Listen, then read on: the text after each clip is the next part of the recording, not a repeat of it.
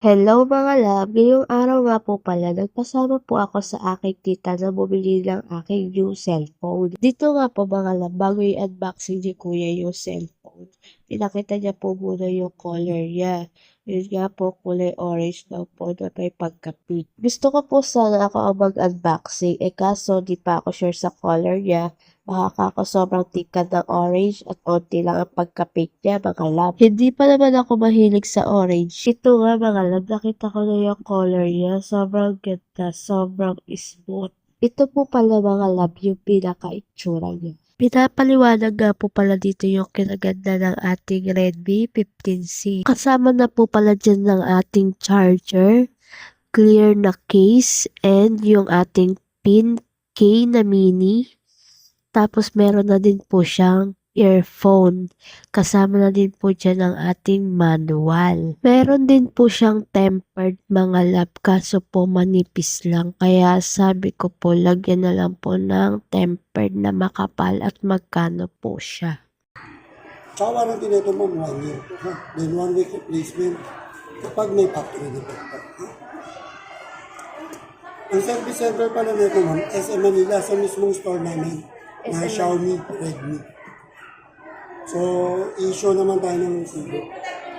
Tignan yung papakita niyo. Doon di pa gawa. Apo ma'am, kung sakali lang ma'am na magkaroon ng problema. Pero usually ma'am, hindi naman tayo nagkakaroon ng problema dito. Pero lang kapag fault ng customer, sample na rin nabagsak. Yun. Sa amin na yun. Apo, doon yun ang mismo gagawin. Doon kami pupunta. Apo ma'am, SM Manila ma'am. Pero kung gusto nyo ma'am, meron kami dito ma'am na tinatawag na device protection. So sa device protection na 600, protection na siya lahat. Mabagsak yung phone, mabasa yung phone, wala kayong babayaran. May additional lang siya na 600. So kaganda kasi dun ma'am, sa device protection na yun, is kapag hindi na nila kaya gawin yung phone, papalitan nila ng bagay. Sagot na po nila yun. Tsaka yun ma'am, hindi nyo kailangan pumunta ng service center. Kasi iti-text nyo lang sa kanya o tatawagan. Then may pupunta sa inyo na agent, kukunin yung phone nyo, then ibabalik ng ayos nyo. Siguro tatagal lang yun mga 1 to 5 days na. Ganun lang siya. Gusto nyo i-add natin ma'am yung protection ng phone? 600 lang yun. Hindi na po. Pagka ano na lang. Sige ma'am, may 1 week naman tayo ma'am kung saan magbago isip nyo. Pagka nagbago isip, 1 week lang. 1 week ma'am ako. Dali nyo lang yung box ulit ma'am din yung phone kasi i-check natin. Dito nga mga lad, napansin namin ng tita ko na panay offer si kuya ng kung ano-ano. And alam naman and alam naman po namin mga lad na trabaho po nila yon. And yun nga, hindi namin gusto. Xiaomi. Baka gusto nyo na lang lagyan ko ng ano ma'am, glass, protector. Yung makapalya? Opo ma'am, original talaga. Libre na po yun niya? Hindi ma'am. Kasi yung pala natin ma'am, is plastic lang baka yun. Oo nga po eh. Yung Pero yung magkano? kasi glass. Opo, magkano po yun? 299 talaga yun. Pero nagabil Ano naman niya? kayo. Discount naman namin. Bali, 199. Yes mga lab, bibilin mo po sa kanila yung tempered, which is kapag ikaw po ay nagpalit ng tempered. Dahil nga po pag bumili po kayo ng cellphone, meron na po siyang tempered na manipis. Kaso hindi po ako satisfied doon kasi kapag pinaglalaroan ng mga anak ko yung aking phone, hindi nila na sinasadya na ilalaglag nila. Kaya kailangan ko po yung tempered ay makapal para nga po hindi po siya kagad LCD yung pinaka-screen niya mga lab. Check mo na natin yung charger mo. Yung phone ma'am, meron siya 58. Ito, gamitin nyo muna. Pag na 10%, tsaka mo na siya charge. Ha? Lahat po ng bigo ma'am guys. Night mode, ultra HD. Ibigay mga setting nyo. Watermark. Timer. Yung NTC po niya sa setting po. Tsaka yung storage. Yung storage mo ma'am, check mo natin yung storage. About phone. So ito po, 256 siya ma'am.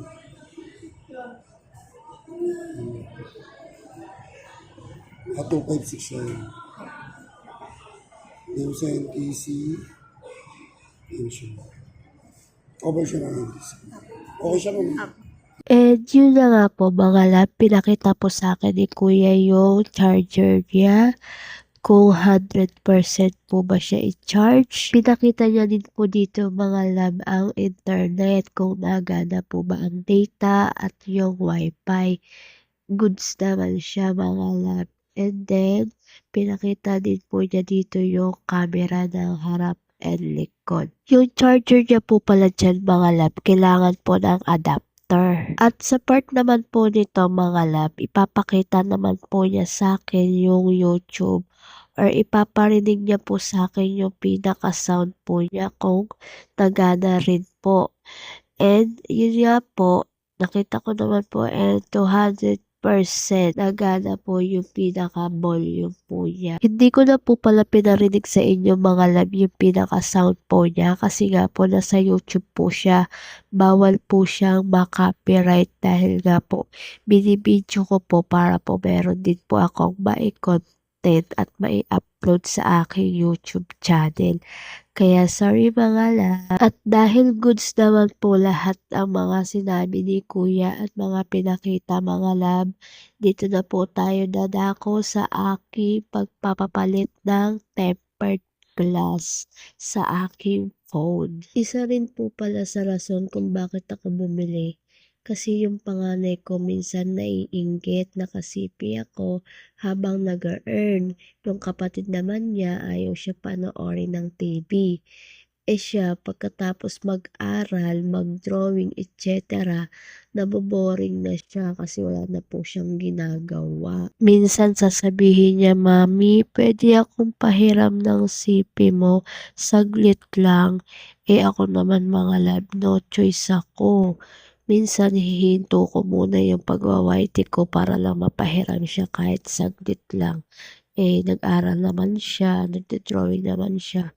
Kaya pinagbibigyan ko siya ng kahit mga 30 minutes, ganun. Sa totoo lang mga lab, para to sa kanya kaso sinabi ko na lang na para sa akin. Para nga po, hindi siya mamiyasa na manood, hindi siya mamiyasa na panay ang sipi na baka matokan na siya sa kakasipi niya, hindi niya na maintindi yung pag-aaral niya. Yung ganun mga lab. At ito na nga po mga lab, ipiplex ko nga po ulit sa inyo ang aking bagong cellphone. Ayan nga po ulit yung kasama ng aking cellphone mga lab. Meron po siyang charger. Cord, yun nga po is yung kailangan ng charger ko, yung adapter. Tapos may kasama na po siyang case, earphone. Yung adapter po pala nito mga lab, binili ko pa po doon sa ating DIY store. 256 GB na po pala yung aking pinili para mas marami pa po akong space pag magre-record ng video na aking i-edit mga lab. Dito nga po mga lab, ipapakita ko po ulit sa inyo ang aking cellphone. Gaya po ng sinabi ko kanina mga lab, gusto ko po sana dito i-unboxing ang aking cellphone. Kaso nga po, kailangan dun i-open sa store para nga po makita natin kung meron po bang damage. And para makasigurado ako sa yung available display po kasi nila mga lab is kulay blue na sobrang dark. Kaya sabi ko na kay Kuya, pwede ko po bang makita yung sinasabi niyo na may pagka-pink na orange? Baka kasi yung pagka-pink niya hindi siya as in pink, baka dark din po na orange. And ito nga po pala yung color niya mga lab, hindi po siya halatang orange. Talaga nga po na may pagkahalong pink na pinaghalo ang orange at pink. At ayan po, sobrang smooth. Ang ganda po niyang tingnan. Ito nga po pala mga lab, yung pin na sinasabi ko pang open para ilagay yung ating SIM card sa phone. Ito naman po mga lab ang ating clear key. Ito naman po ang ating manual. Manual na pwedeng mag-guide po sa atin kung meron po tayong gustong malaman about sa ating cellphone. Ayan siya mga love. Dalawa po siyang manual dyan. Anyway mga love, bili ko nga po pala dito sa aking phone is 7,560. Kasama na po dyan yung aking binili na adapter. Yes mga love. Kasi po ang adapter po ay 60 pesos. Then, nagpalagay po ako ng tempered. Tapos, yung aking phone talaga mga love is 7K plus. Yun lang mga love, share ko lang po kung magkano po ang presyo ng aking mga ginastos dyan. And dito nga po mga love, pumunta nga po ulit ako dito sa ating setting, dito sa phone para i-double check po ulit ang ating 256 GB. Ayan, hindi po ako makaget over na meron po ako ganyang kataas na storage. Although mga love, meron naman din po ako 256 GB sa aking isang cellphone. And wala lang mga love, trip ko lang balikan to setting na to para i-check po ulit itong aking storage. Dito naman po tayo sa aking NTC mga love. Chinek ko din po siya na hindi po talaga ako makaget over na meron po akong new phone. At ang habol ko po dito talaga mga love is yung space storage niya at ang NTC. Wala po akong pakialam sa camera chart. Hey girl, paano ka makakapag-video? Makakakuha ng mga gandang views or anything else kung wala kang paki sa camera. You know? Ay, sorry. Fast forward na nga po tayo mga love. Dinamontage ko na nga lang po ang aking cellphone na napakaganda at super cute na para bang akala mo naka-iPhone ang likod niya. Tignan nyo mga love, hindi lang storage niya kinaganda, kundi pati ang likod ng aking phone na para bang iPhone. So yun, hanggang dito na lang mga love. Thank you for watching. Bye!